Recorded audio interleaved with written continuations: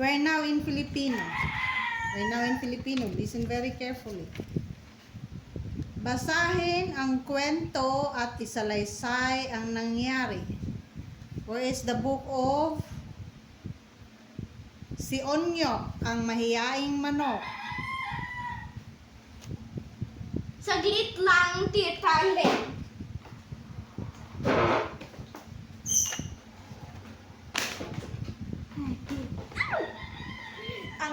Ang mahiyaing... Wait, fix yourself first. Look at your chair. Ang mahiyaing manok. Okay.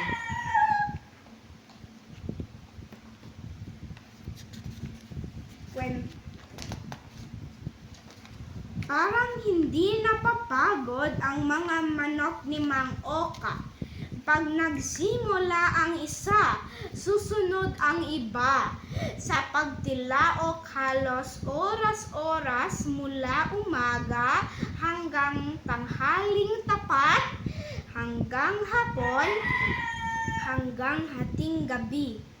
Lahat sila'y nakadila. Lahat sila'y nagpupuyat.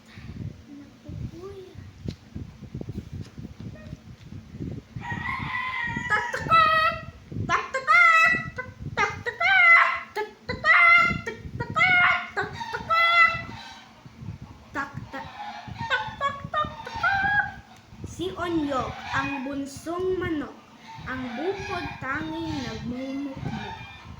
A little bit loud. Namumula na naman ang tuka. Namumula? Namumula. Go.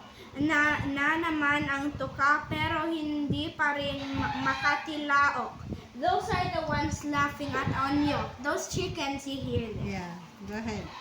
Minsan, ang tuka niya ay biglang nangitim, nalulublob sa putik sa loobang kulimlim. Mula noon ay lalong hindi siya makatingin sa mga manok na salo-salo pa naman kung kumain. Go. They eat together with one big bang. Lagi siya sa isang sulok. Inaantok. A little bit loud. Inaantok. Sumisinghot. Namamaluktot. Tukay tumitiklop pag nagtangkang tumilaok. Ubo lang ang tunog na kaya niyang ibuga. Akala tuloy ng iba nakalulon siya ng itlog na kailangang iluwa at hindi siya ang manok sa itlog nagmumula. Okay. He coughed, right? Yeah. I'm waiting for them to crow. Tin. I'm just over here. Okay. They're laughing at him. Akala naman ni Onyok, parati siyang pinagtatawanan ng mga kapwa manok kaya't hindi matapos-tapos araw-gabi sa bakuran ang mga tilaok. Okay.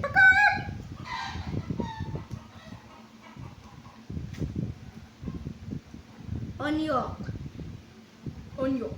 Sabi ng kalarong si Coco, mabait ang mga kapwa manok.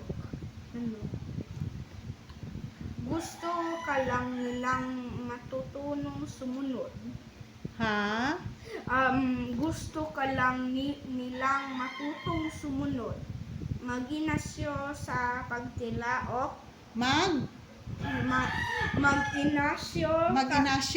Mag-inasyo. Look at the word. Mag-ensayo ka sa pagtilaok. A little bit loud. Mag-ensayo ka sa pagtilaok. Okay. Tulong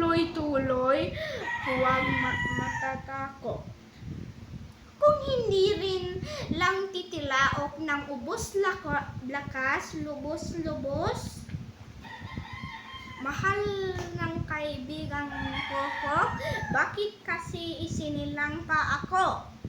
Paano akong naging manok ay puro naman ungol? Anong boses itong wala namang maitulong? Boses ba ang masahol pa Masahol. masahol pa sa may kalawang napalakol?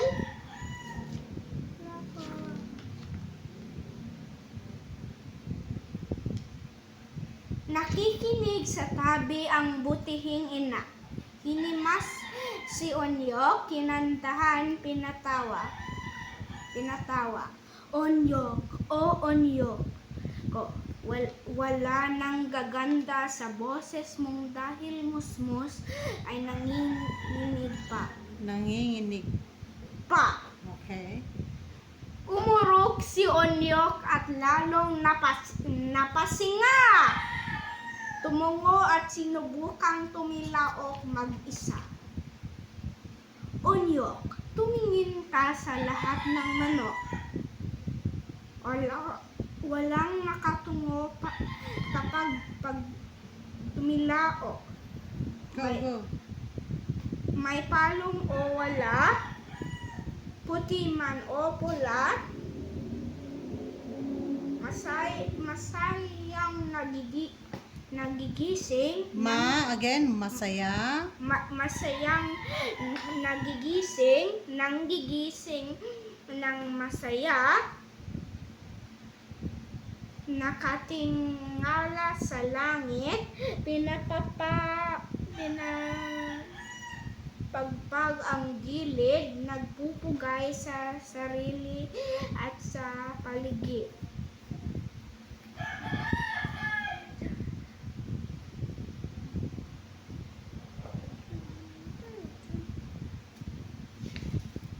I'm almost done. Okay, go ahead. Tak! Si Onyok, ang mahiyaing manok. Iniunat ang likod, ikinuskus ang paa, itinaas ang liig, inilatag ang pakpak, at saka tumilaok ng matinis at sunod-sunod.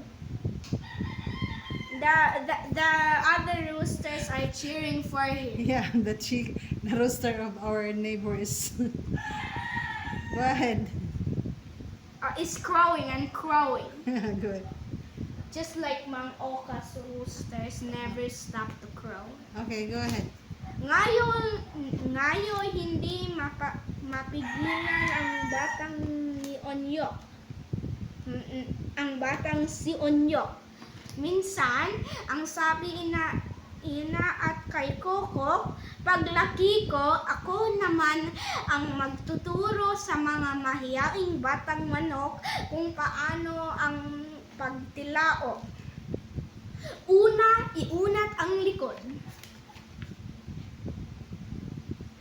Mahiyain, masaya, masipag, tahimik, malungkot, malamya, What? malusod, tamad, Done? madaldal, mabayang. Done? Okay. Are you done, right? Okay, can you tell me? What happened to the story? Put it here. What happened to the story?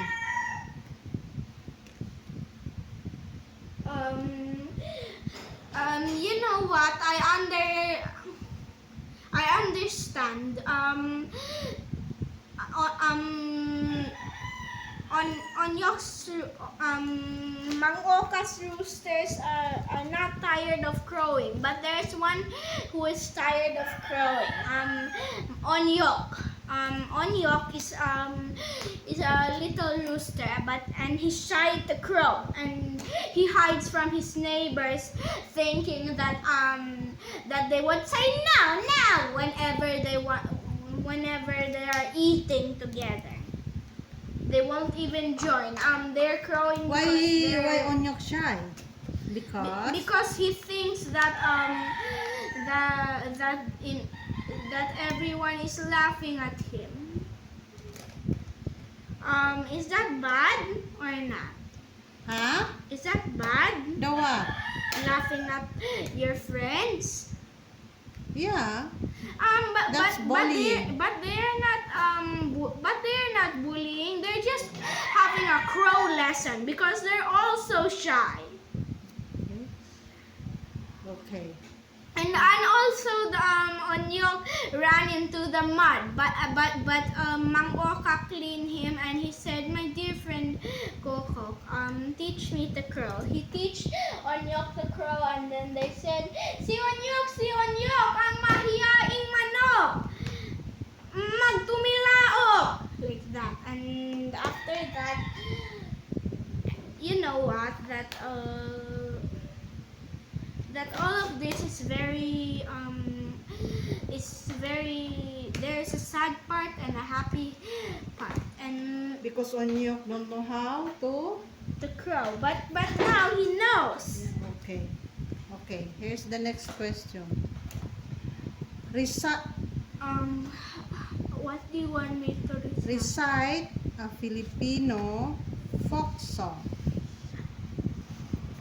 May pumukol sa pipit sa sanga ng isang kahoy, at nahagip ng bato ang pakpak ng munting ibon.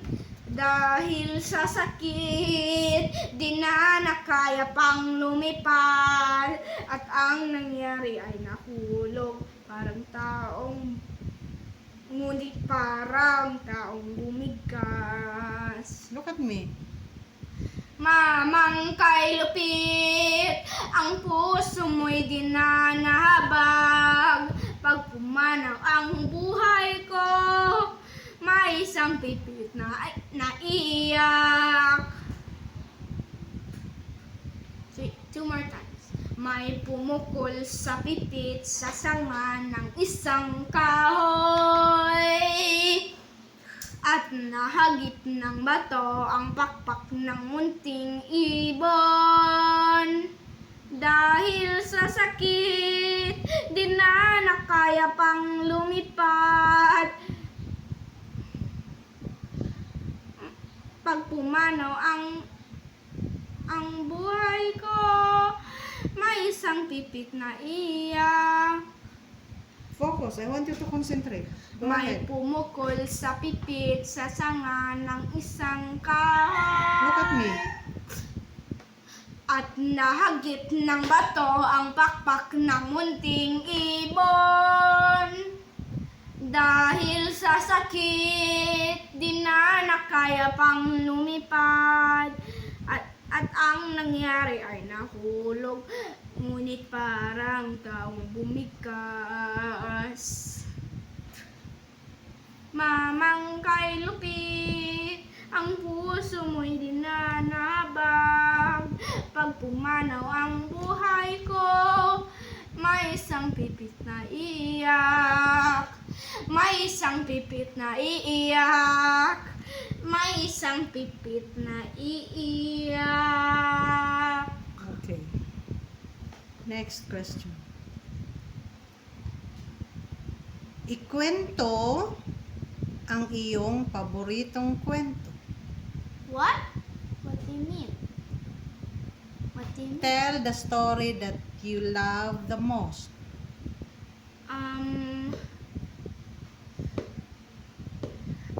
The great Lamang had No, never okay. taken a bath. But did you know when Lamang was born? Look at me, look at me.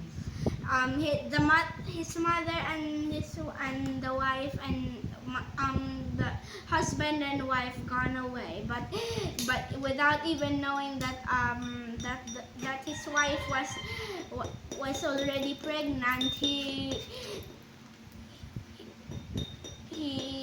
just left out to punish the Igorot enemies. Stop this. and after that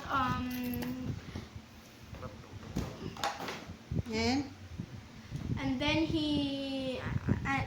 but he was killed. Can I have that? He was killed being hung. His father, and then Thanks. when he was born, he already knew how to talk, write, and speak several. Look at me. To write and speak several languages, and he said that he will be given the name of Lam-am. And then his mother listened, and then you know what, he also chose his godparents, and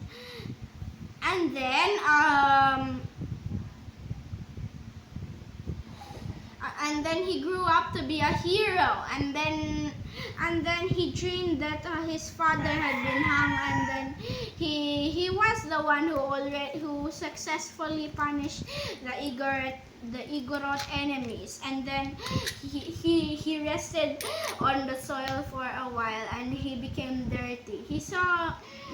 That's why he never took a bath when he was young until that age, and then he go to some ladies in the big Amburayan River with Sprite Falls, you know, and no, I mean just a falls. I don't know the name, and then he washed in the outlet river, and then after that he Look at me, teens. he said that he wanted to visit the beautiful Ines Canoyan, and then the beautiful wedding began when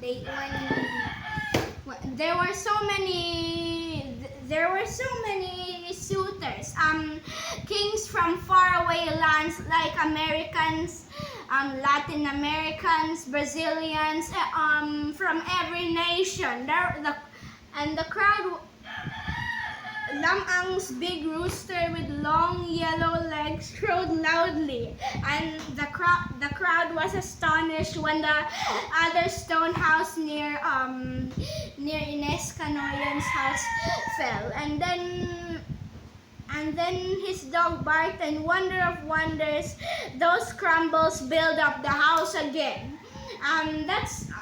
All the suitors silently left. They knew they could not equal the powers of the new arrived and handsome Lam-am. After that, they wanted to sail to Nalbuan, but the ship turned intentionally. Two big ships left for Kalanutian. It's C, okay, not K, just what I read. And then after that, so Ines Canoyan and Lam-ang were wed. It really happened.